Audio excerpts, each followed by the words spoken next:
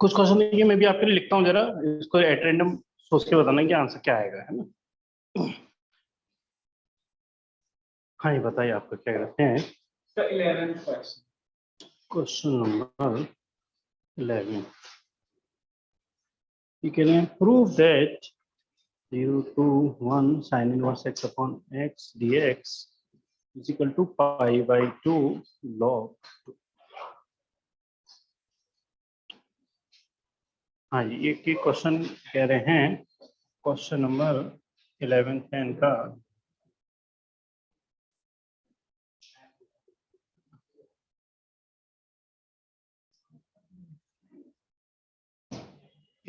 कहाँ चला गया क्वेश्चन जरा।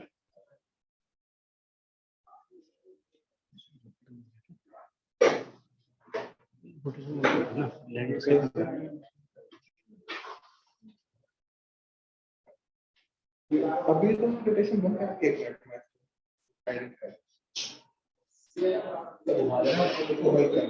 चलो कोई नहीं, लिख लेता हूँ।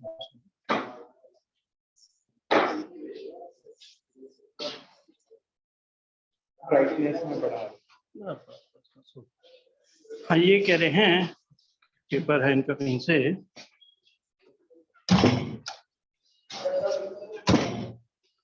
क्वेश्चन नंबर 11 लिमिट है हमारी 0 to 1, फिर यह है आपका sign inverse x upon x into D x. जो आंसर लाना है इसका वो लाना है पाई बाई 2 और लॉग। प्रूव करने वाला क्वेश्चन है 0 to 1 sine inverse x upon x dx is equal to pi by 2 log. हाँ जी, क्या सोचना, मतलब क्वेश्चन टू जैसे हम कह रहे हैं वो तो होता ही नहीं है। तो वैसे तो स्टार्टिंग क्या लगा दिया था इसमें, आईलेट नहीं, आईलेट का तो अच्छा x पावर -1 करके, है ना, वो भी बात सही लग रही है आपकी। और एक जो मेरे को ज्यादा ऑप्शन सही लग रहा है, अगर ऐसा सोचा जाए कि sine inverse x is equal to हमने t मान लिया, तो x इज इक्वल टू कितना हो जाएगा साइन t, तो dx इज इक्वल टू कितना हो जाएगा cos t और dt, है ना। लिमिट को भी चेंज कर देंगे, थोड़ी देर के लिमिट को लिख नहीं रहे। साइन इनवर्स x कितना हो गया t, तो x की जगह पर कितना हो गया साइन t, और dx की जगह पर हो गया cos t और dt, है ना। इसमें कोई दिक्कत नहीं। हाँ बिल्कुल सही कह रहे हो। और यहाँ पे t हाँ लगेगा तो प्रोडक्ट ही cot t, है ना, cot और ब्रैकेट में t, और यहाँ से कितना हो गया dt, और लिमिट को भी चेंज कर लेते हैं, है ना। लिमिट को भी चेंज करेंगे तो साइन इनवर्स 0 यानी क्या हो जाएगा 0, और साइन इनवर्स 1 पाई बाई 2, है ना। लिमिट हो जाएगी साइन इनवर्स 1 होने की वजह से पाई बाई। हाँ, वो भी कर सकते थे, थोड़ा कई बार कॉम्प्लिकेटेड हो जाता है, कई बार उससे क्वेश्चन थोड़ा कॉम्प्लिकेटेड भी आता है।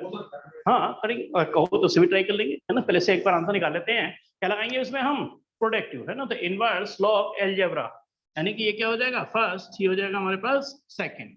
तो first function integral of second, हाँ जी, कॉट एक्स का इंटीग्रल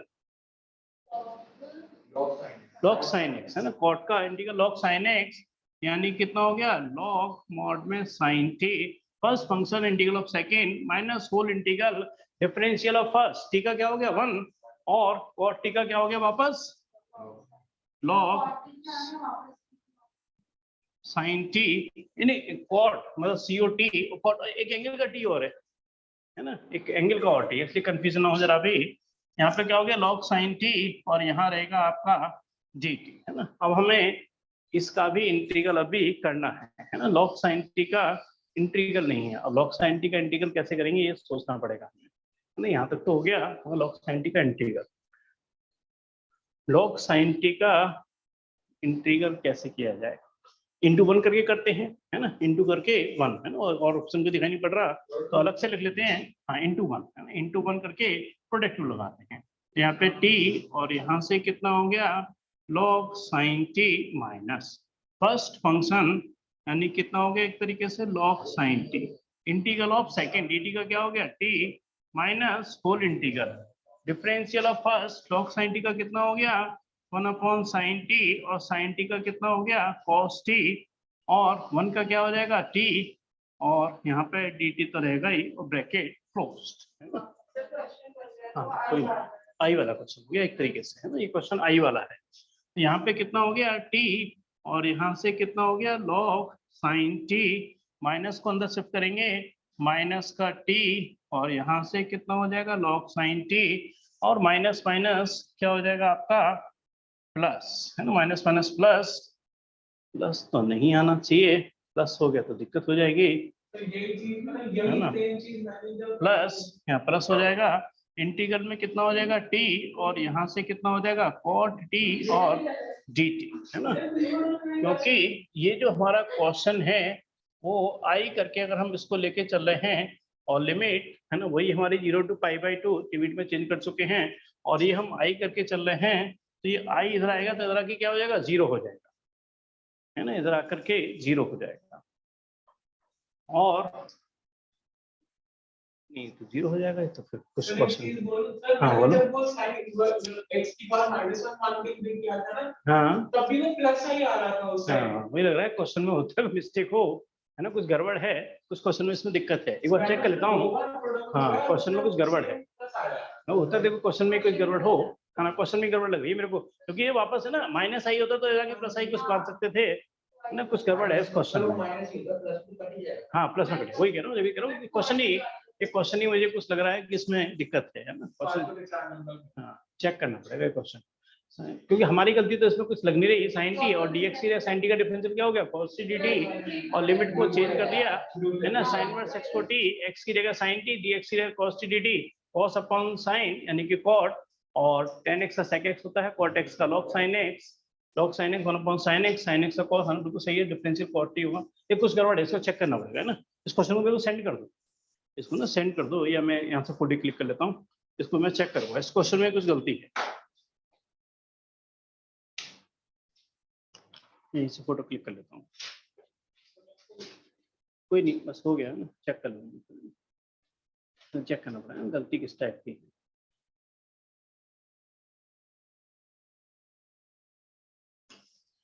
एक मिनट एनसीईआरटी दिखाना है, दिखाना कुछ मिलता जुलता, ओहो पैसे गिर गए तुम्हारे।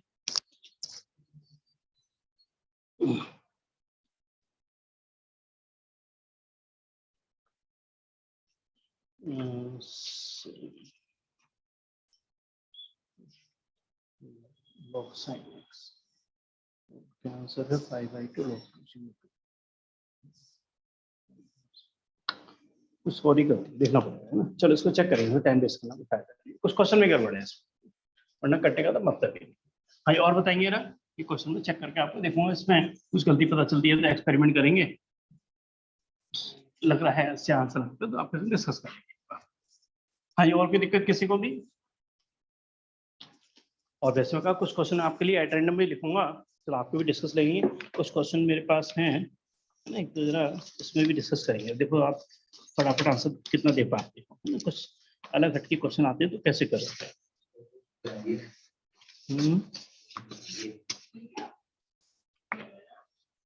Questions find the order and degree, हम एक बार जरा निकालेंगे question number find the order and degree, ये है x² प्लस y, हाँ वही मैं कह रहा हूँ, एक बार स्टूडेंट को मतलब कुछ में कंफ्यूजन होता है इसलिए मैं कुछ क्वेश्चन लिख रहा हूँ, ऑर्डर एंड डिग्री। हाँ जी आप बताइए बेटा कमेंट में क्वेश्चन बताओ इसका आंसर बताओ, आसान है बहुत आसान है, बताएंगे इसका ऑर्डर क्या है और इसकी डिग्री क्या है। हाँ ये बताइए ना, और ऑर्डर क्या है डिग्री क्या है इसकी।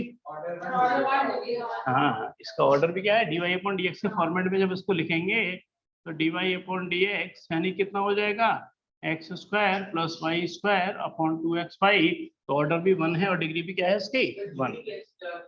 चलो समझ रहा, कि जितनी बार मैक्सिमम डिफरेंशियल किया गया ना इसको ऑर्डर कहते हैं, और जो हाईएस्ट ऑर्डर डेरिवेटिव है उसकी पावर को डिग्री कहते हैं, है ना। मगर साथ में जहाँ भी ध्यान रखना कहीं ऐसा दिखाई पड़ जाए sin y dash cos y dash e की power y dash log y dash, यानी इस तरह का केस कहीं दिखाई पड़ जाए तो डिग्री क्या लिखते हैं आप हमेशा नॉट डिफाइंड, तो डिग्री नॉट डिफाइंड हो जाती है ना।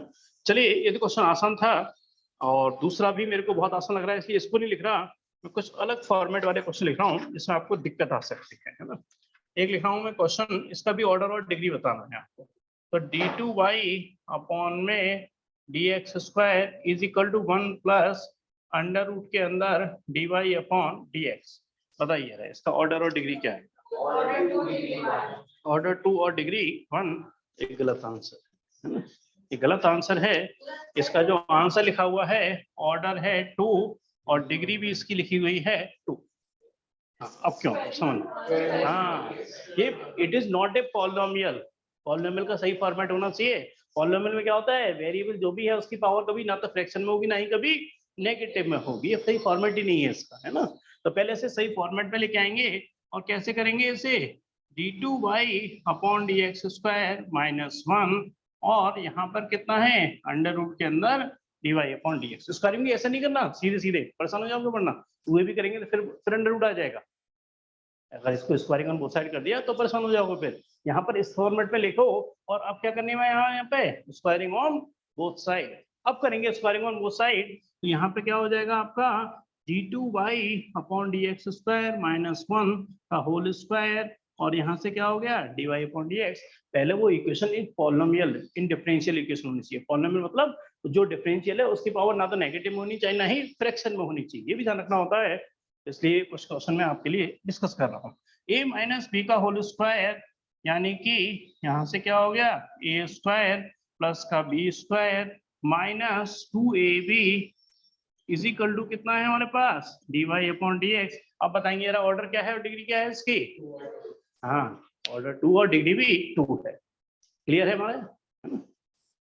चलिए इसी से मिलता जुलता एक क्वेश्चन और है, सर इसको भी आपने थोड़ा हिंट मिल गया है कि पावर ना तो नेगेटिव में होनी चाहिए ना ही फ्रैक्शन में होनी चाहिए, है ना। और इस तरह की स्थिति दिखाई पड़ जाए तो आपको तुरंत दिखना है डिग्री नॉट डिफाइंड। अब मैं आपसे फिर पूछ रहा हूँ ऑर्डर बताएंगे और डिग्री बताएंगे। इसी टाइप का क्वेश्चन है, थोड़ा संभल के कर रहे हैं। 1 प्लस यहाँ पर है आपका dy अपॉन dx का होल स्क्वायर और जो होल है उसकी पावर कितनी है 3/2। डिनोमिनेटर में है d2y upon dx² is equal to कितना है k। हाँ ये बताएंगे इसका ऑर्डर और डिग्री। सोच समझ के जरा ध्यान से, है ना। पावर जो पॉलिनोमियल है यानी कि जो भी वेरिएबल है उसकी पावर ना तो फ्रैक्शन होनी चाहिए ना ही नेगेटिव में होनी चाहिए, है ना। करेंगे जरा, ट्राई करें जरा एक बार जरा क्या आएगा इसका। करो करो, जो भी देखो जो भी आपके दिमाग में आ रहा है कोई मुश्किल नहीं है। मतलब एक होता है ना बड़ा यूनिक क्वेश्चन है, आपको हिंट तो मिल गई कि पावर ना तो नेगेटिव में होनी चाहिए ना फ्रैक्शन। नेगेटिव का तो है ही नहीं इसमें, अब फ्रैक्शन हटाना है तो सीधी सी बात है कुछ ना कुछ हमें क्या करना होगा, क्रॉस मल्टीप्लाई कर दो, है ना। यहाँ पर क्या करेंगे आप 1 प्लस dy अपॉन dx का होल स्क्वायर और होल की पावर कितनी हो गई 3/2 यहाँ से k इंटू में कितना हो गया d2y अपॉन dx²। हाँ अब क्या रखना है, पावर फ्रैक्शन में हटाने का एक ही ऑप्शन है स्क्वायरिंग ऑन बोथ साइड, है ना। स्क्वायरिंग ऑन बोथ साइड, क्योंकि 3/2 का स्क्वायर करेंगे तो क्या हो जाएगी पावर 3 बन जाएगी, है ना। ये पावर हमारी फ्रैक्शन वाली खत्म हो जाएगी, फ्रैक्शन में नहीं चाहिए बस हमें। स्क्वायरिंग ऑन बोथ साइड, यहाँ से क्या बनेगा 1 प्लस dy अपॉन dx का होल स्क्वायर होल की पावर 3 इज इक्वल टू क्या हो गया यहाँ पर k d2y बटे dx² और उसका भी क्या करेंगे होल स्क्वायर। अब आप समझ चुके हो, है ना। तो अब इसमें कोई ऐसी खास बात ऐसी है नहीं, क्योंकि हाईएस्ट ऑर्डर डेरिवेटिव कितना है d2y बटे dx²। तो ऑर्डर क्या हो गया इसका 2 और डिग्री बिल्कुल सही आंसर है ना, परफेक्ट। हाँ इसका है ना, तो ये तो केस करोगे इससे मतलब नहीं है।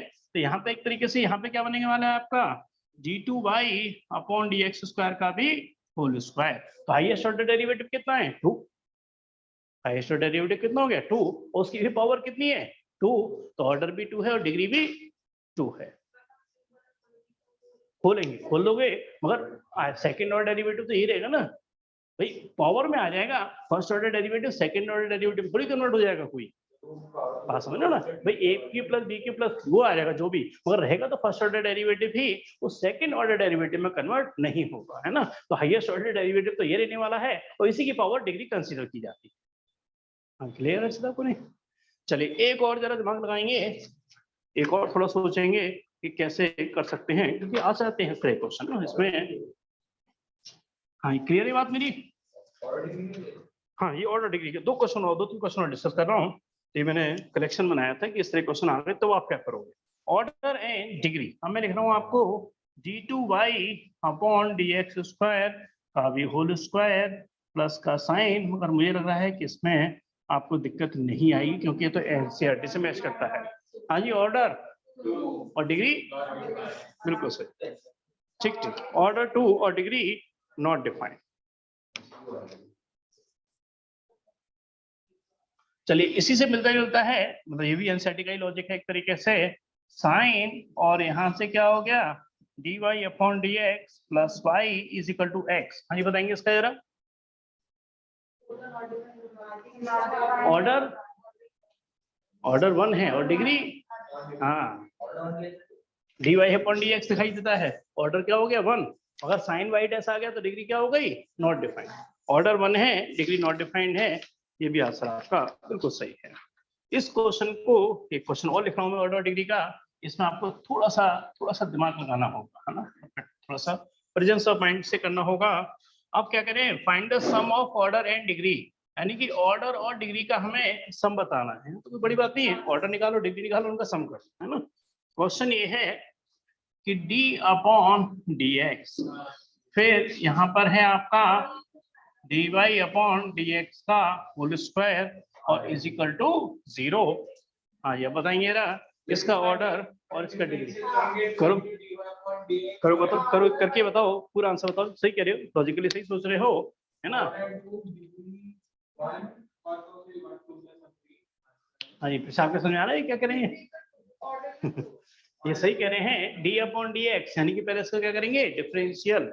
डिफरेंशियल क्या होगा 2, पहले पावर का डिफरेंशियल हो जाएगा 2 इंटू में कितना हो गया dy upon D x, power का तो हो गया मगर dy अपॉन डी एक्स का अभी तक नहीं हुआ। और dy अपॉन डी एक्स का क्या होगा d2y upon D x square बराबर 0। तो ऑर्डर क्या हो गया 2 और डिग्री 1, क्योंकि इसकी पावर कितनी है 1, तो ऑर्डर 2 है और डिग्री 1 है। सम आंसर, हाँ d अपॉन डी एक्स लगा हुआ है ना, d अपॉन डी एक्स, यानी कि डिफरेंशियल सही फॉर्मेट पे इक्वेशन नहीं है, यानी कि डिफरेंशियल करने के बाद तब हम इसका ऑर्डर और डिग्री डिफाइन करेंगे, है ना। क्लियर है मेरी बात ये, है ना। थोड़ा सा आ जाते हैं इस तरह क्वेश्चन तो आप परेशान हो सकते हो, इसलिए इस तरह क्वेश्चन को थोड़ा डिस्कस कर लेते हैं। चलिए एक छोटा सा क्वेश्चन है, थोड़ा सा और लेके जरा, इसका आपको इंटीग्रेटिंग फैक्टर बताना है, सिर्फ आपको बताना है इसका इंटीग्रेटिंग फैक्टर। यहाँ पर है क्वेश्चन, हाँ ऑर्डर 2 और डिग्री 1 ये आपस में ऊपर वाले में अगर डिफरेंशियल ना करके, नहीं ये तो d अपॉन dx का मतलब ही होता है कि डिफरेंशियल करना है भाई। अगर कहीं पर भी d upon dx of x square लिखा है तो इसका मतलब क्या होता है कि एक्स स्क्वायर का डिफरेंशियल करना है विद रिस्पेक्ट टू एक्स, तो आप 2x ही तो लिखते हो, ऐसा थोड़ी लिखते हो कि बस d upon dx x square लिख दिया फिर आप डिफरेंशियल तो करा ही नहीं। तो इसका आंसर 2x स्क्वायर ही तो 2x स्क्वायर का 2x ही तो लिखोगे इसका, तो डिफरेंशियल तो करोगे, ऐसा थोड़ी मल्टीप्लाई करके छोड़ दोगे वैसे ही, है ना। हाँ ये क्या करें हैं, इंटीग्रेटिंग फैक्टर निकालना है, जरा बहुत आसान है, रिवीजन हो जाएगा आपका। dy upon dx plus y is equal to 1 plus y upon x।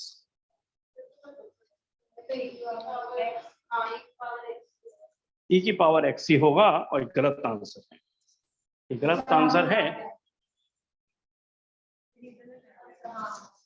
देखिए पहले बहुत जल्दी में आंसर जैसे कई बार आप दे देते हो ना तो थोड़ा सोचना होगा। Plus y into p x is equal to क्या होता है क्यू एक्स, है ना, क्यू एक्स, यानी कि राइट हैंड साइड क्या होना चाहिए सिर्फ फंक्शन ऑफ एक्स। हम कहते हैं पी एक्स और क्यू एक्स क्या होना चाहिए, या तो फंक्शन ऑफ एक्स होना चाहिए या फिर कांस्टेंट होनी चाहिए, है ना। तो ये फॉर्मेट सही नहीं है, लगाओ दिमाग थोड़ा करो जरा, कर सकते हो मतलब, है ना, इसमें कोई मुश्किल नहीं है, थोड़ा प्रेजेंस ऑफ माइंड तो चाहिए होगा ना, सोचना तो पड़ेगा थोड़ा सा आपको, करो जरा एफर्ट तो करो कम से कम, नहीं होगा तो फिर तो डिस्कस करेंगे,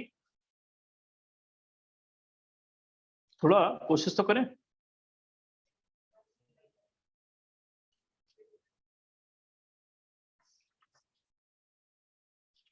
इजी है, मतलब ऐसा कोई नहीं कि बहुत ज्यादा कॉम्प्लिकेटेड क्वेश्चन। वो तो वो तो पैटर्न में लिख ही ना, वो नहीं है, वो नहीं है, ये डीवाई अपॉन डीएक्स वाला फॉर्मेट है ना, वो तो डीएक्स अपॉन डीवाई वाला फॉर्मेट होता है, वो फॉर्मेट नहीं लिखा मैंने, है ना, वो हट गया है, तो इसलिए वो वाला फॉर्मेट में नहीं लिख रहा हूँ।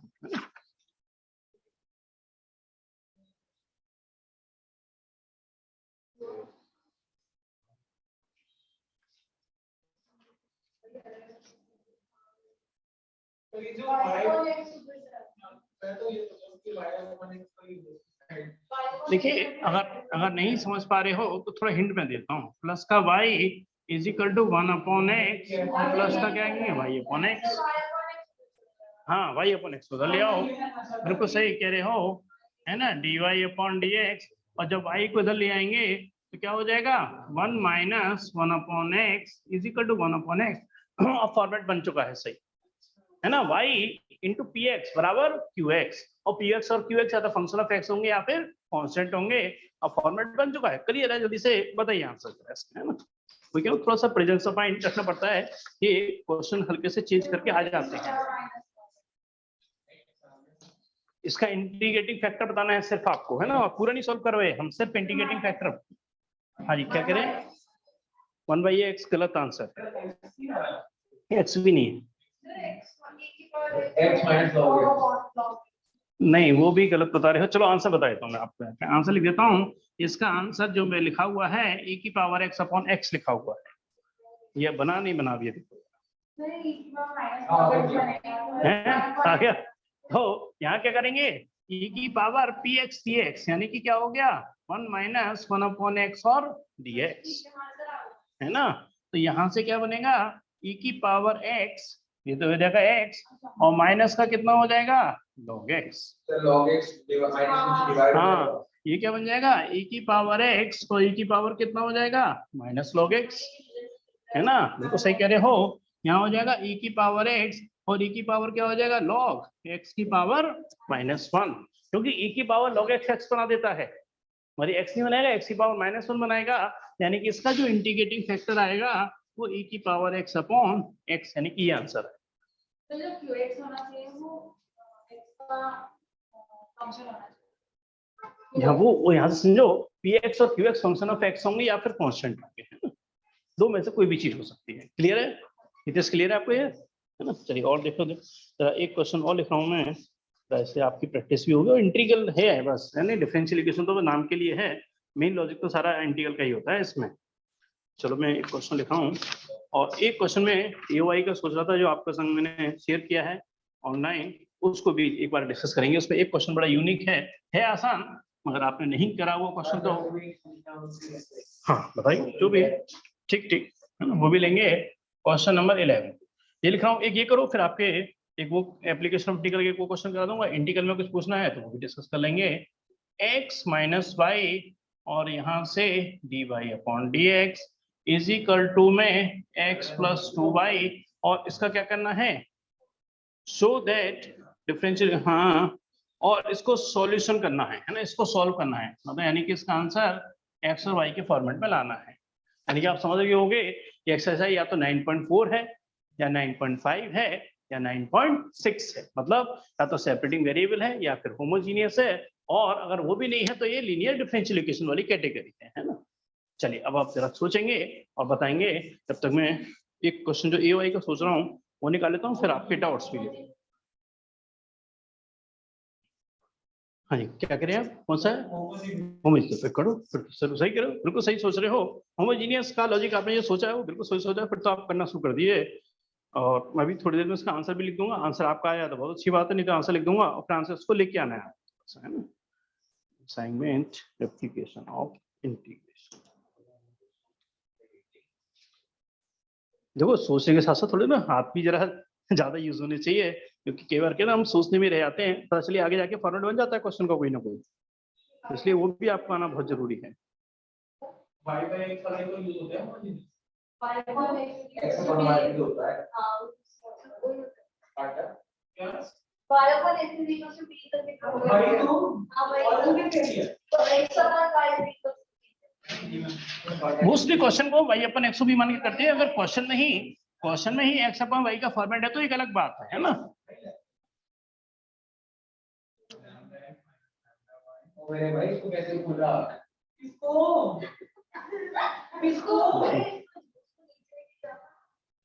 डिनोमिनेटर के और फिर x के ऊपर नीचे में डिवाइड।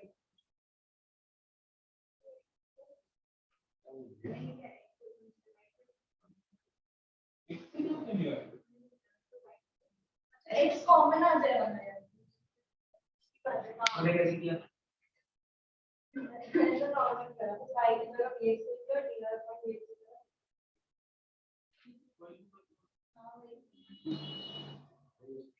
ऐसे होता है ऐसे नहीं।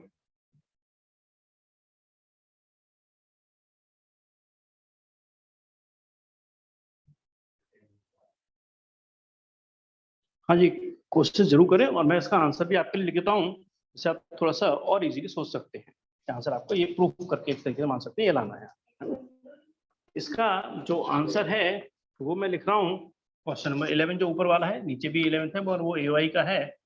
आंसर है इसका log y स्क्वायर प्लस का xy प्लस का x square is equal to 2√3, फिर यहाँ पर है tan इनवर्स 2y प्लस का x अपॉन x √3 और प्लस का c। ये हमारा आंसर भी है ना। तो अब तो आपको थोड़ी और इजी हो जाएगा, आंसर आपके सामने है। हाँ, क्वेश्चन किसका था ये? होमोजीनियस का।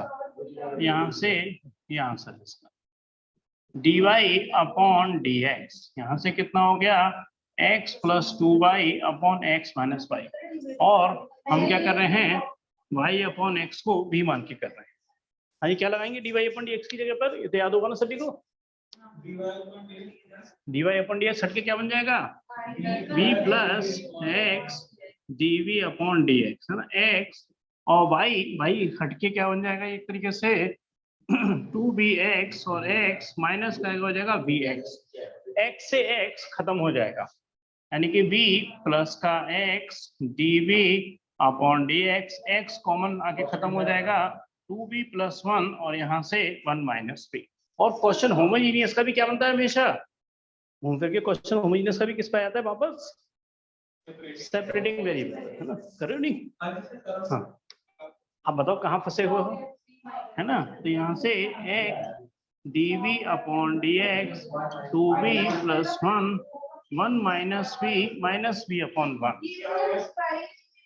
तो x dv upon dx 2b plus 1, यहाँ से माइनस b और प्लस का b स्क्वायर, और नीचे कितना हो गया 1 माइनस b, है ना। यहाँ से ये हो गया, यानी कि इसको सेपरेटिंग वेरिएबल बनना है x dv अपॉन dx और 2b माइनस b, यानी क्या हो गया v स्क्वायर प्लस का b, है ना, प्लस का 1 और माइनस कॉमन ले लिया, क्या बना दिया v माइनस 1। बनाएंगे किसका? सेपरेटिंग वेरिएबल, है ना। सेपरेटिंग वेरिएबल का मतलब क्या हो गया v माइनस 1, यहाँ से हो गया v square plus b plus का 1 और यहाँ से dv और माइनस को उधर शिफ्ट कर दिया dx अपॉन x, है ना। यहाँ तक हो गया। अब नहीं हो रहा आगे ये क्वेश्चन? नहीं कैसी बात नहीं, ये px प्लस q वाली कैटेगरी बन गई ना, है ना। ऊपर क्या है लीनियर है, नीचे क्वाड्रेटिक है, तो px plus q is equal to a d upon dx of this plus का b, है ना। ऊपर लीनियर और नीचे, हाँ पता नहीं इतना मतलब कुछ अच्छे क्वेश्चंस का कलेक्शन मैंने ये बना रखा है, इनको मैं चाहूंगा जरूर आप रिवाइज करते रहें। हाँ, ये पहले यहाँ तक क्लियर है तो हटाना पड़ेगा जरा। ये क्वेश्चन ये भी लिखा है मैंने AY का, है ना, ये भी अभी डिस्कस करेंगे AY का, ये भी बड़ा अच्छा क्वेश्चन है। हाँ, यहाँ तक क्लियर है, हटाए इसको जरा, थोड़ा सा आंसर को लिखा देता हूँ, बाकी चीजों को हटा देता हूँ यहाँ से। अब यहाँ से इंटीग्रेटिंग ऑन बोथ साइड, तो b minus 1 b square plus b plus 1 dv और इंटीग्रल माइनस का बाहर और dx अपॉन x, यहाँ से कितना हो गया माइनस लॉग मॉड x और प्लस का c, और इसका इंटीग्रल अभी करना बाकी है, और इसका डिफरेंशियल ऊपर वाली चीज एडजस्ट नहीं हो रही है ना। यहाँ तो 2b प्लस 1 आएगा, सपोज करो 2b प्लस 1 यहाँ v होता ना तो कुछ कर लेता, मगर एडजस्टमेंट ज्यादा ही करना पड़ेगा इसमें, तो हम अपने लॉजिक से ही चलेंगे, यानी कि v minus 1 a d upon dv v square plus b plus का 1 और प्लस का b पर लॉजिक ध्यान आया नहीं यार, px plus q is equal to a d upon dx, denominator ऊपर लीनियर नीचे क्वाड्रेटिक होती है तो इस फॉर्मेट से करते हैं इसको, है ना। तो यहाँ से क्या करेंगे हम v माइनस 1 a, यहाँ से क्या हो जाएगा 2b प्लस का 1 और प्लस का b, हम कहते हैं यहीं लौट के आएंगे और a और b की वैल्यू निकालने के बाद। तो यहाँ से कंपेयर करेंगे किसके, v की वैल्यू क्या लगाई हमने -1/2, -1/2 -1 यानी क्या हो गया -3/2, और ये तो 0 हो जाएगा, तो b की वैल्यू कितनी हो गई -3/2। और अगर हम सपोज करो v की वैल्यू 0, यहाँ पे वेरिएबल तो नहीं है ना, बेटर है कोफिशिएंट कंपेयर कर लें, v की वैल्यू चलो 0 भी अपने हिसाब से लगा देते हैं हम, तो इसमें कोई दिक्कत नहीं है। v की वैल्यू 0 लगाएंगे तो -1, v की वैल्यू 0 लगाने पे क्या हो जाएगा एक तरीके से a प्लस b, और b की वैल्यू कितनी है -3/2, यहाँ से हो जाएगा -1, माइनस का है तो ये हो जाएगा प्लस का 3/2 इज इक्वल टू a -2 + 3, यानी कि a की वैल्यू कितनी होगी हमारे पास 1/2 है ना, a की वैल्यू 1/2। और यहाँ पर हम लगा देते हैं है ना, कितना हो गया 1/2 2b + 1, और b की वैल्यू कितनी हो गई -3/2, और आप इसको सॉल्व करेंगे तो v हो गया 1/2 -3/2 यानी कि -1, यानी कि वही वापस सॉल्व के वो वही आया है ना। और मैं इसको सॉल्व करूंगा तो देखो वापस वही आ गया, b -1 ही आ गया है ना, आ गया दिखाई पड़ रहा है, वही आ गया है ना। चलिए बढ़े आगे इसको, क्वेश्चन देखिए लेंदी है थोड़ा सा, इसको मैं यहाँ से हटाता हूँ थोड़ा सा। अब हम यहाँ पे तो पहुंच गए थे ना, यहाँ पर हमें इंटीग्रल करना था, और a और b की वैल्यू आ चुकी हैं, तो ये क्वेश्चन पूरा चेंज होकर के ये बन जाता है, और डिनोमिनेटर तो रहेगा ही, तो यहाँ क्वेश्चन क्या हो जाएगा 1/2 2b + 1, और नीचे क्या आने वाला है ये b² प्लस का v प्लस का 1, और b की वैल्यू कितनी है -3/2, डिनोमिनेटर तो वही रहने वाला है b² + b + 1, और यहाँ से dv। चलो तो लॉजिक में तो कंफ्यूजन नहीं हो रहा कोई जरा भी,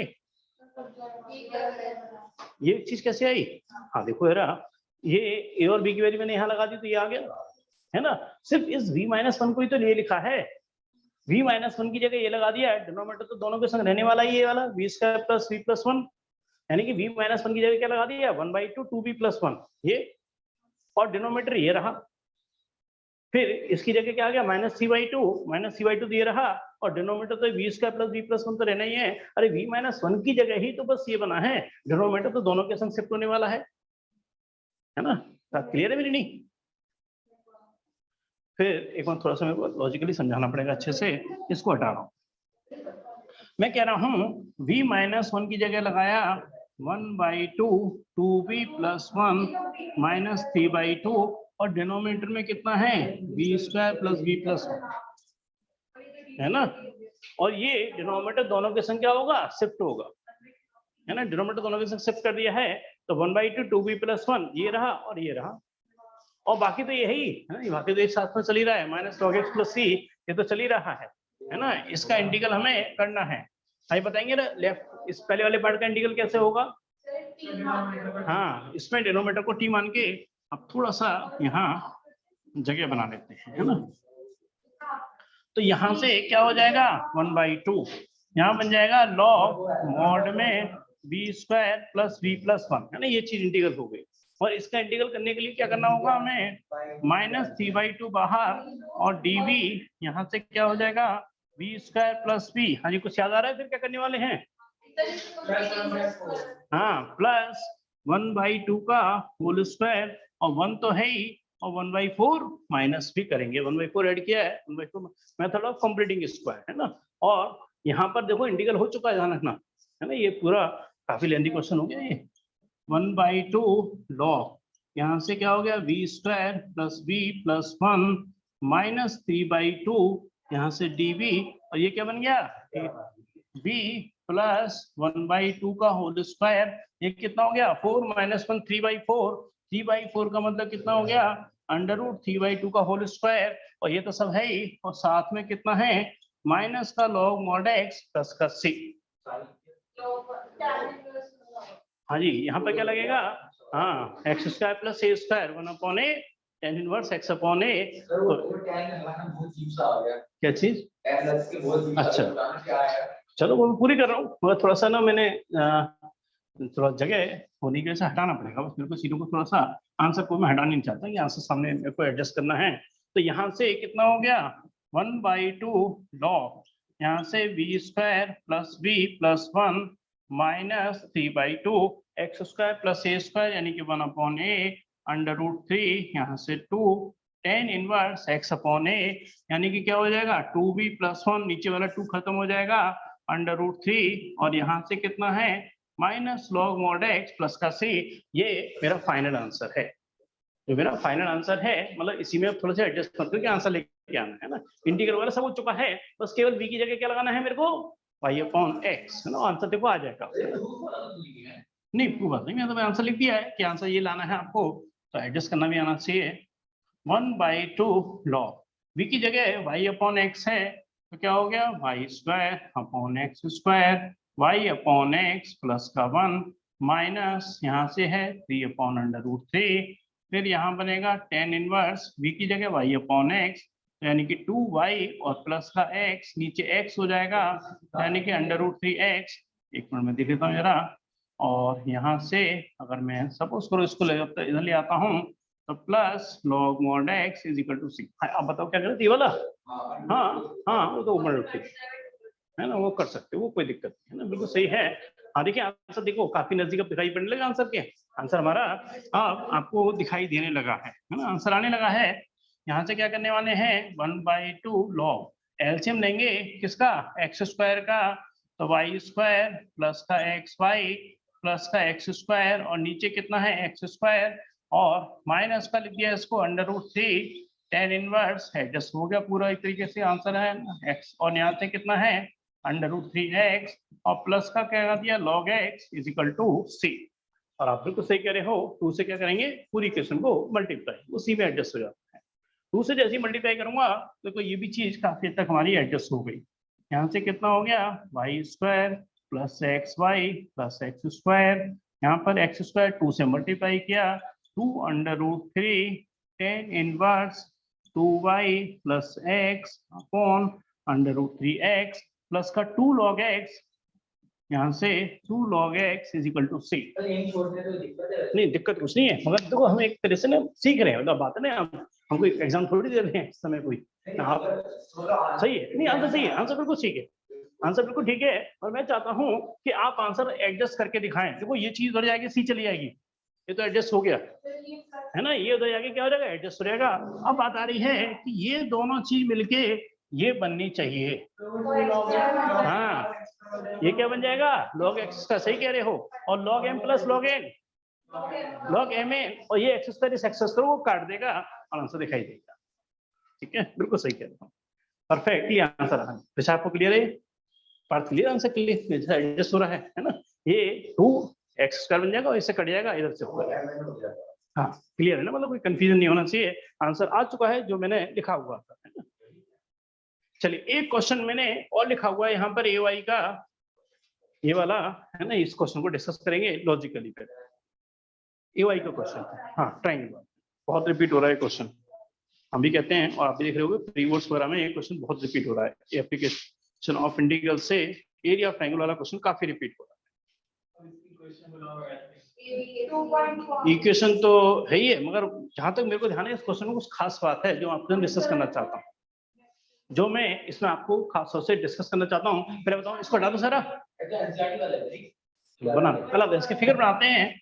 देखो जो देखो मेरी मेमोरी काम कर रही है उस सबसे बता रहा हूँ, क्योंकि पहले पिछली बार तो एक्चुअली क्या था ना, पेपर हुआ ही नहीं, तो कुछ फिर बाद में रह ही गया था तो काफी टाइम से ना थोड़ा अलग अलग फॉर्मेट में पेपर देने पड़ रहे हैं अब फिर नॉर्मल हो गया। अब सिलेबस थोड़ा सा अलग टाइप का कम कराया सिलेबस, थोड़ा सा हल्का सा चेंजेस किए हैं। नहीं मतलब अलग तरीके, हाँ थोड़ा सा फर्क पड़ा है। हाँ जी देखिए इस तरह के जो क्वेश्चन है इसको बहुत अच्छे समझ में आ रहा है, इस क्वेश्चन को बहुत अच्छे से।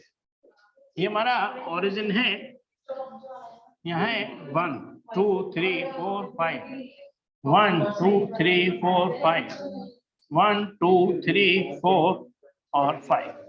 हाँ जी इसकी जरा एक काम करो, आप सभी लोग ना एक बार इसकी रफली फिगर बनाओ है ना। फिगर कैसे बनती है वो उस पर डिपेंड करता है, क्वेश्चन की आसान है या मुश्किल है, फिगर पर डिपेंड करेगा। अगर फिगर सही है तो फिर तो एनसीईआरटी वाला क्वेश्चन हो गया।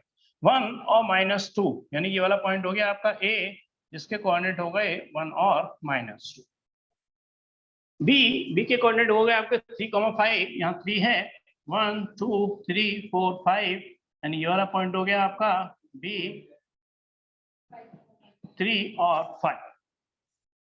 फिर सी का क्या है 5,2 यानी कि 4 5 और 5,2 यानी कि यहाँ पर कहीं ये पॉइंट होगा, अंदाज से लेके चलते हैं ना, इसमें कोई ग्राफ लिप बनाने की जरूरत नहीं है। सी पॉइंट है 5,2। हाँ जी, ये क्वेश्चन मुश्किल हो गया आपके लिए, है ना। ये क्वेश्चन अगर आपने नहीं किया हुआ तो और एग्जाम में आ जाए तो शायद मुश्किल हो जाएगी आपके लिए, है ना। मार्क्स भी मार्क्स ही फिर उसी हिसाब से मिलेंगे। और देखो हाफ बे साइड वैसे ही मत करना। अब आपके दो ऑप्शन है भाई, या तो 10 का फॉर्मूला लगाओ, half x1 y2 - y3 + x2 y3 - y1 + x3 y1 - y2, या अगर 12th के तरीके से करना है तो 12th के तरीके से भी आप जानते हो करना।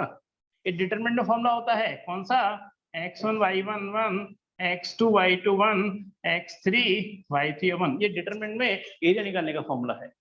बस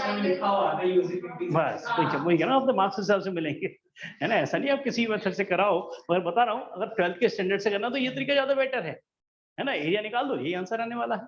ठीक,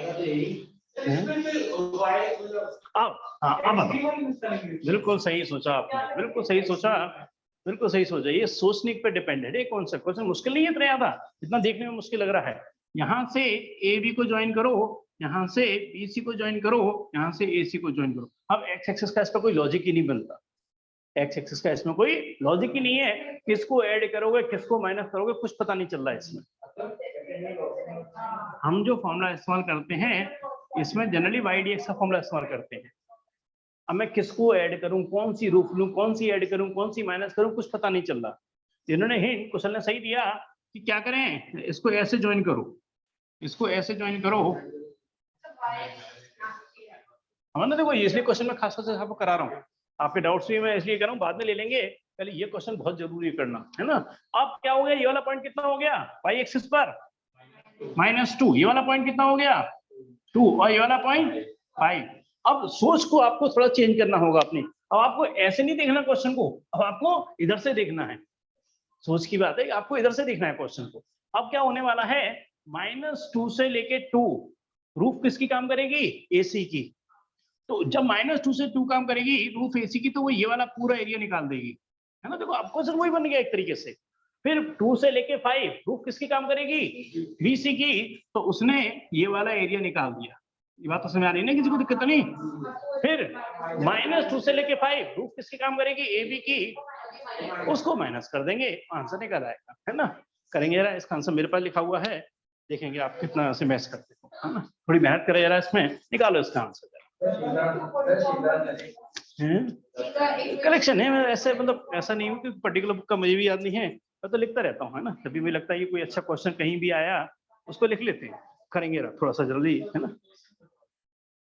हाँ इक्वेशन, चलो देखो कहीं भी कंफ्यूजन ना डिस्कस करेंगे, मतलब इस समय आपको सीखना है, मतलब कंफ्यूजन हमारा यहाँ आपको सिखाने का है। देखिए यहाँ पर है -2 से लेके 2, है ना, एक्स डीवाई, ध्यान रखना रूफ किसकी काम करेगी, एसी की, प्लस 2 से लेकर के 5 एक्स डीवाई रूफ काम करेगी यहाँ पर बीसी की, -2 से लेकर के 5 एक्स डीवाई और रूफ काम करेगी यहाँ पर आपकी ए बी की। तो वो लॉजिकली समझाना है, जो मेरे को समझाना था ना, मेन जो मैं आपको इंटेंशन ही था मेरा समझाने का, इस क्वेश्चन को खासतौर से लिखने का, वो था इस फिगर को डिस्कस करना और फिगर को कैसे सॉल्व करना है ना। क्योंकि अब आप जानते हो सब कुछ, फिर भी आपको कोई कंफ्यूजन है तो हम यहाँ पर कर लेते हैं, यहाँ पर कर लेते हैं। ए सी की इक्वेशन निकालते हैं। ए सी की इक्वेशन मतलब क्या हो गया, 1 - 2 और यहाँ से 5, 2 2 पॉइंट फॉर्म तो पता होगा ना सभी को, है ना। 2 पॉइंट फॉर्म मैं यहाँ से हटा रहा हूँ, क्वेश्चन हमारा डिस्कस हो चुका है। 2 पॉइंट फॉर्म यानी कि y - y1 y2 - y1 x2 - x1 और x - x1, 4 से 4 खत्म हो गया, और यहाँ से क्या हो गया x - 1 और उधर जाके -2, y की, मगर इस बार हमें x की वैल्यू निकालनी है, तो x की वैल्यू क्या लग जाएगी, y + 3। तो एक चीज तो हमने तैयार कर दी यहाँ पर ए सी के हेल्प से, है ना, ए और सी, यानी कि एरिया 1 - 2 और 5 है ना। तो यहाँ पर x की वैल्यू किससे रिप्लेस होगी, यहाँ पर y + 3 से। एक एक पार्ट करें, है ना। चलो करें थोड़ी सी मेहनत आप भी है ना। अब BC की इक्वेशन निकालो और ध्यान रखना y की नहीं निकालनी इस बार, x की निकालनी है। तो वैल्यू तो x की रिप्लेस होनी है ना। हम जो अब तक करें NCERT में हमेशा y dx वाला फॉर्मूला इस्तेमाल किया है। हाँ ये ऐसा समझ आ रहा है लॉजिक नहीं? करेंगे जरा BC की इक्वेशन। BC का मतलब 3 और 5 और यहाँ से 5 और 2, और इसको पहले लिख लो उसको बाद में लिख लो, उससे कोई फर्क नहीं पड़ता आंसर में। y minus y1, 2 minus 5 minus 3, 5 minus 3 यानी कि 2 और x माइनस 3। यहाँ से इसको सॉल्व करके हम एक एक चीज को लिखते चले जाएंगे। यहाँ से कितना हो गया y minus 5 minus 3x by 2 और प्लस का यहाँ से कितना हो जाएगा 9/2। तो y की वैल्यू क्या हो जाएगी माइनस 3x बाई 2 प्लस का 9/2 और प्लस का 5। मगर हमें वैल्यू x की निकालनी है तो हम इतनी मेहनत भी क्यों करें, है ना। यहाँ से 3x बाई 2 और यहाँ से कितना हो जाएगा 9/2 प्लस का 5 और माइनस का y। चलिए इसे सॉल्व कर लेते हैं। यहाँ से कितना हो गया 3x/2, एलसीएम हो गया 2 यानी कि 9 प्लस क्या हो गया 10 और माइनस का 2y। इसको हटा देता हूँ मैं, यहाँ पर 2 से 2 कैंसिल हो जाएगा, 3x और माइनस का 2y प्लस का कितना हो गया 19। तो x की वैल्यू जब यहाँ लगेगी तो ये हो जाएगा माइनस 2y प्लस का 19/3। ये लगेगी, एक बार चेक कर लेना ये ना। चलिए एक बार निकालना फिर AB की इक्वेशन, है ना। AB की इक्वेशन निकालते हैं। AB की इक्वेशन मतलब हो गया 1 माइनस 2 और 3 एंड 5 y माइनस का y1, y2 माइनस y1 यानी कि 5 प्लस 2 7, 3 माइनस 1 2 और x माइनस x1। वैल्यू हमें x की निकालनी है, क्रॉस मल्टीप्लाई कर देते हैं 2y प्लस का 4 और 7x माइनस 7। 7 इधर आ गया 2y और 7 प्लस 4 यानी कि 11 इज इक्वल टू 7x। तो x की वैल्यू हो जाएगी 2y प्लस 11/7। चलिए x को यहाँ रिप्लेस कर देता हूं मैं इससे 2y प्लस 11/7 से, है ना। और ध्यान रखना एरिया नेवर बी नेगेटिव, है ना। कोई एरिया अगर नेगेटिव आता है तो उसे पॉजिटिव लेके चलते हैं। तीनों का इंडिविजुअल निकालेंगे और तीनों को पॉजिटिव लेके चलेंगे, पहले दो को ऐड करेंगे और तीसरे को माइनस करेंगे, है ना। वो मैं हट गई होगी यहाँ से, है ना, हट गई होगी -2 से लेके -2 से हट गई होगी, राइट। हाँ जी रख करेंगे थोड़ी सी मेहनत इसमें, है ना। और इसका फाइनली आंसर लेके आएंगे जो भी मेरे पास लिखा हुआ है।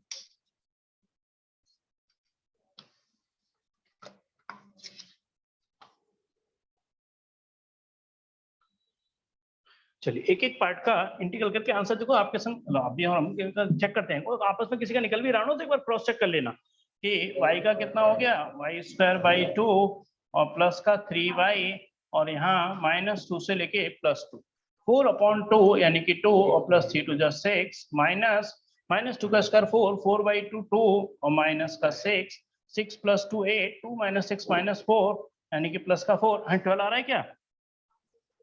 8 + 4 मेरा आंसर जो आ रहा है इसका 12, एक बार चेक कर लेना आपका भी 12 आ रहा है कि नहीं।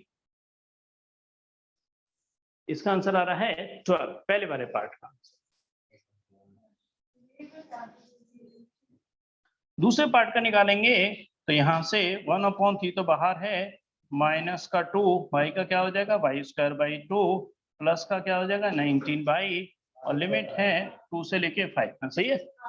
चलिए है ना, अब हम दूसरे का ये निकाला है 2 से 2 कैंसिल, 1/3 तो बाहर है ही, है ना। 5 लगाएंगे तो माइनस का 25 प्लस 19×5 यानी कि 95 upper limit minus lower limit 2 का स्क्वायर 4 यानी कि माइनस का 4 और प्लस 19 2 जा कितना हो गया 38 और ब्रैकेट, है ना। बहुत ध्यान रखना साइन का भी, है ना, गलती ना हो गई। यहाँ से कितना हो गया हमारे पास 1/3, 0 9 - 2 यानी कि 70 बन गया और माइनस, और यहाँ से कितना हो गया हमारे पास 34 यानी कि कितना हो गया 1/3, 10 - 4 यानी कि 6 यानी कि 6 - 3 यानी कि 36, तो 3 से कितना घट गया 12। यानी कि आंसर क्या आ गया इसका 12, है ना। तो इसके दूसरे पार्ट का एरिया भी क्या आ रहा है हमारे पास 12 आ रहा है। केवल थर्ड पार्ट का एरिया और निकालना है और उन दोनों को ऐड करके यानी कि 24 में से ये एरिया माइनस हो जाएगा और आंसर हमारा मैच करना चाहिए। अगर माइनस में है तो मोड लगा मॉड लगा देंगे, एरिया कभी नेगेटिव में नहीं होता है। यहाँ से 1/7 बाहर 2 और यहाँ से y²/2 प्लस का 11 और -2 से लेके प्लस का 5, 2 से 2 कैंसिल, 1/7 हमारा बाहर रखा हुआ है, 5 का स्क्वायर 25, 11 × 5 यानी कि 55 माइनस है ना -2 का स्क्वायर यानी कि 4 और 11 दूनी 22 बट माइनस का 22, है ना। चलिए इसको कॉल करते हैं 1/7, यहाँ से कितना हो गया 510, तो 7 और 1 8, 80 और माइनस है ना, यहाँ से माइनस का आएगा और यहाँ माइनस का बनेगा 22 में से 4 यानी कितना हो गया 18, यानी माइनस का 80, मगर ये प्लस का 18 बन जाएगा। प्लस का 18 बनते ही है ना 80 यानी कितना हो जाएगा 98/7 और 7 से ये खत्म होगा 7 और वो 7 यानी कि 40। बिल्कुल सही आंसर है, बिल्कुल परफेक्ट आंसर है। आंसर इसका 10 स्क्वायर यूनिट्स, मैंने पहले लिखा भी था यहाँ पर, आंसर इसका 10 स्क्वायर यूनिट्स है ना, 24 - 14 यानी कि आंसर आ गया इसका 10 स्क्वायर यूनिट्स। बिल्कुल सही आंसर, परफेक्ट, चलो सही आंसर है। हाँ, कोई दिक्कत नहीं इसमें, क्लियर है। हाँ, ये महक आपको कह रहे थे क्वेश्चन पूछने का है। 12th का फर्स्ट वाला पार्ट पढ़ लेते हैं, क्या कह रहे हैं।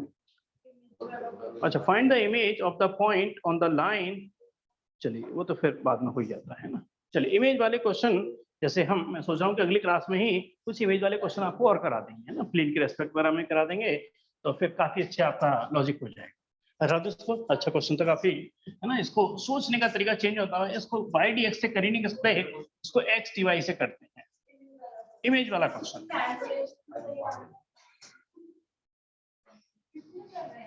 हाँ क्या कहते हैं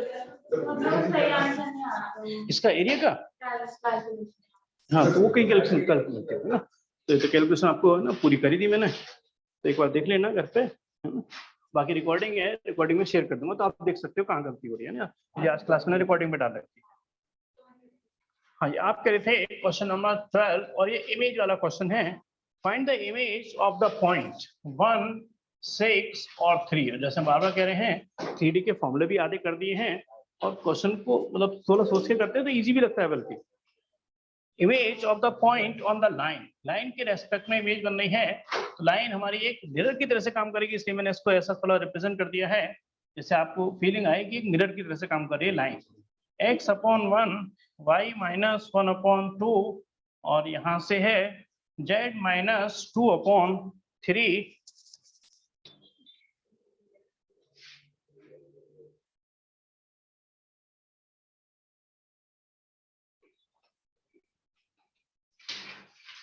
हाँ जी, क्या था हमारा 1, 6 और 3 था, और इमेज जो बन रही है इस लाइन के रेस्पेक्ट में बन रही है x/1 y - 1/2 z - 2/3। तो इमेज वो ना, बाकी तो और पार्ट तो हो जाते हैं, वो कोई बड़ा दिक्कत नहीं, चलो बाद में डिस्कस करेंगे उससे। क्या पहले इसकी बात कर लेते हैं। ये पॉइंट हमने क्या मान लिया P, तो इसकी इमेज कहाँ बनेगी इसकी P'। हम पिछली क्लास में डिस्कस कर रहे थे। दो चीज ध्यान रखना कि एक तो क्या होगा, ए इसका मिड पॉइंट होगा, क्योंकि जितनी दूर ऑब्जेक्ट होता है उतनी ही दूर उसकी इमेज होती है, और एक बिल्कुल सामने बनती है, ये लाइन क्या होगी इस पर परपेंडिकुलर होगी। क्लियर है मेरी बात ये?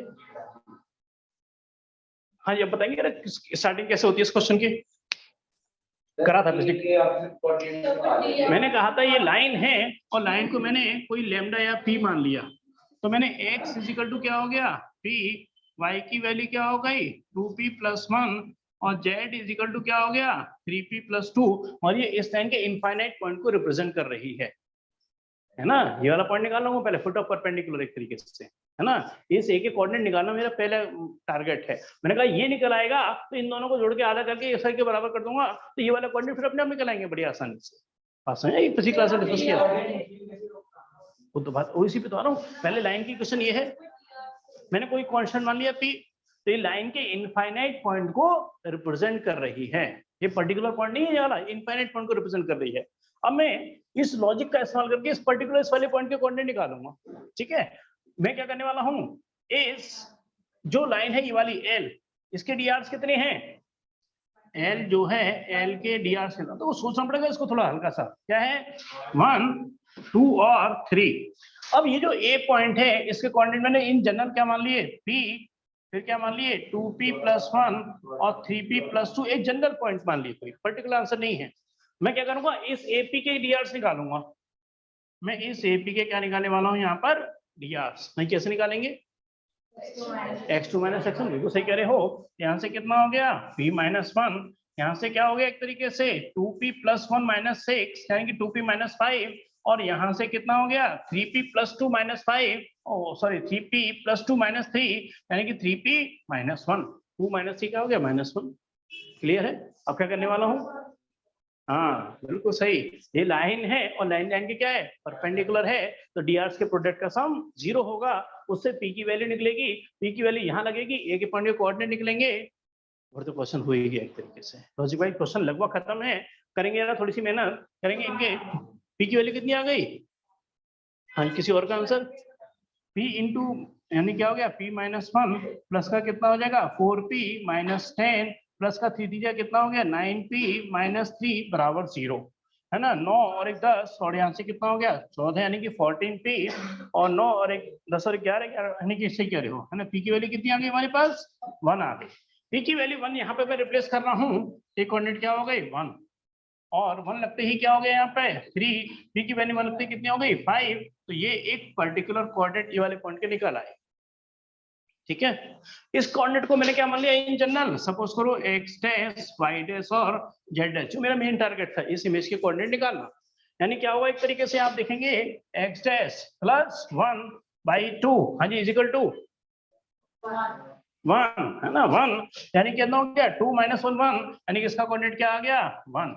फिर इसी तरीके से y dash plus 6/2 is equal to क्या कर दिया मैंने 3, अरे 6 - 6 यानी कि 0, y कोऑर्डिनेट क्या आ गया इसका 0। z कोऑर्डिनेट जब निकालेंगे तो ये हो जाएगा z1 + 3/2 इज इक्वल टू कितना हो गया 5, 10 - 3 यानी कि 7, और ये बिल्कुल परफेक्ट आंसर है 107, मतलब 1,0,7 मिड पॉइंट थ्योरम। वो मिड पॉइंट थ्योरम क्या होती है याद है कुछ, 9th क्लास में मिड पॉइंट थ्योरम पढ़ाई आती थी, हाँ ये बताओ क्या होती है मिड पॉइंट थ्योरम, तुम्हें याद है, मैं क्या आपको याद है मिड पॉइंट थ्योरम पढ़ी हुई है 9th क्लास में, ये तो मिड पॉइंट के कोऑर्डिनेट होते हैं। मिड पॉइंट थ्योरम याद है आपको कुछ, line segment joining mid point of any two sides of a triangle, अब कुछ याद आ रहा है, is parallel to the third side and equal to half of it, दो होती थी, एक मिड पॉइंट थ्योरम होती थी, एक converse of mid point theorem होती थी। Converse of mid point theorem क्या होता था, line drawn to the mid point of one side parallel to the second side, then it also bisect third side of the triangle.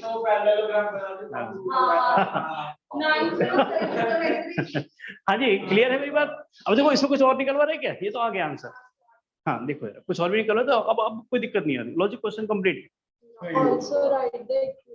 हाँ वो और पढ़ लेते हैं, तो ये आंसर आ गया है हमारे पास, इमेज के पॉइंट आ गए हैं, है ना, इक्वेशन ऑफ द, हाँ ये तो आंसर आ गया। Also right the equation of line joining the given point and its image, हाँ जी देखो ना इस लाइन की इक्वेशन निकलवा रहा है हमसे, इस लाइन की इक्वेशन निकलवा रहा है। अब समझना, चाहे तो इन दोनों से निकाल दो, चाहे इन दोनों से निकाल दो, या इससे निकाल दो, आंसर में कोई फर्क नहीं पड़ने वाला, है ना। मतलब मेरे कंक्लूजन समझाने का आपका ये है कि इक्वेशन अब आपके दिमाग में आ रहा होगा कि मैं ये वाले पॉइंट लूं कि ये वाले पॉइंट लूं कि ये वाले पॉइंट लूं, अरे लाइन की इक्वेशन एक ही रहने वाली है, करते हैं। देखो आपको इस चीज को हाँ वो भी डिस्कस कर लेते हैं, आपकी मर्जी है। अब वेक्टर फॉर्मेट में निकालना चाहते हो तो r = a + लैम्डा भी लगाओगे, और अगर कार्टेशियन फॉर्मेट से निकालना चाहते हो तो x - x1/a, y - y1/b और z - z1/c। अब मैं आपको ये अभी प्रूफ करके दिखाता हूँ कि लाइन चाहे इससे निकालूं चाहे इससे निकालूं या इन दोनों से निकालूं, फर्क नहीं पड़ेगा आंसर में। चलो वो बता समझने में ज्यादा आसान है, जो कहोगे वैसे कर देंगे, जैसे कहोगे। मैं कह रहा हूँ दो चाहे एक क्वेश्चन को 3 बार करवाओ, मगर लॉजिक क्लियर होना चाहिए आपको, है ना, क्योंकि अब हम कोर्स तो कर ही चुके हैं। x - 1 और यहाँ से y -6 और z -3, है ना। आंसर में कोई फर्क नहीं पड़ता, आंसर मतलब वो भी सही है, आंसर वो भी ठीक है, क्योंकि एक लाइन तो इनफाइनाइट पॉइंट से जा रही है ना। अब मैं जाने वाले पॉइंट ये वाले इस्तेमाल कर लूं तो क्या आंसर गलत है क्या? अगर मैं जाने वाले पॉइंट ये वाला इस्तेमाल करूं तो क्या दिक्कत है क्या? लाइन तो इनफाइनाइट पॉइंट से जा रही है ना। अब ये थोड़ी है कि नहीं जी मैं तो ये वाला यूज करूंगा, पहला वाला दूसरा वाला इस्तेमाल, ऐसे कोई कंडीशन नहीं होती, आंसर बिल्कुल सही होते हैं वो भी सारे, है ना। नीचे क्या होंगे डीआर्स, नीचे डीआर्स कोई भी ले लो। अब देखो जरा डीआर्स 1 - 1 कितना हो गया 0, 1 - 1 कितना हो गया 0, है ना। 3 - 6 -2, 0 - 3 -2, मैं दिखा रहा हूँ आपको, केवल कोई फर्क नहीं पड़ने वाला। अरे पॉइंट में कोई भी इस्तेमाल कर लूं, आप ये इस्तेमाल करो, आप ये इस्तेमाल करो, आप ये इस्तेमाल करो, एक लाइन पे तो इनफाइनाइट पॉइंट है। अब ऐसा नहीं है कि अगर ये वाला पॉइंट दे रखा है तो ये वाला पॉइंट दे रखा है तो गलत आंसर हो जाएगा कुछ, आंसर वो भी ठीक है। तो नीचे डीआर्स कितने हो गए 1 - 1 0, 3 - 6 -3, 5 - 3 2, और ये आंसर आ गया। बात क्लियर है मेरी? बस ऐसे ही छोड़ देते हैं इसको, ऐसे ही छोड़ देते हैं, फॉर्मेट है लाइन का। ये 0 मतलब एक तरीके से L = क्या रहा होगा cos अल्फा, और cos 90 रहा होगा एंगल x एक्सिस से, इसलिए यहाँ पे नीचे 0 आ गया है। हाँ जी, नहीं डबल क्या करना है, इक्वेशन है, लाइन की इक्वेशन तो एक ही रहती है, चाहे इनसे निकालो चाहे इससे, लाइन तो इनफाइनाइट है, कोई डिस्टेंस थोड़ी डबल करेंगे। हाँ जी, अब आपकी बात पे आ रहा हूँ कि R = क्या होता है वेक्टर फॉर्मेट a + λb। अरे एक क्या हो रहा है जिससे जा रही है, वो मैंने ये वाला पॉइंट इस्तेमाल कर रहा हूँ, यानी कि i प्लस का 6a प्लस का 3k प्लस लैम्डा, और b क्या होते हैं डीआर्स में कितना हो गया 0i, लिखने की जरूरत नहीं है, माइनस का कितना हो गया 3j और प्लस का 2k, इसकी क्या हो गई वेक्टर फॉर्मेट हो गई, ठीक है।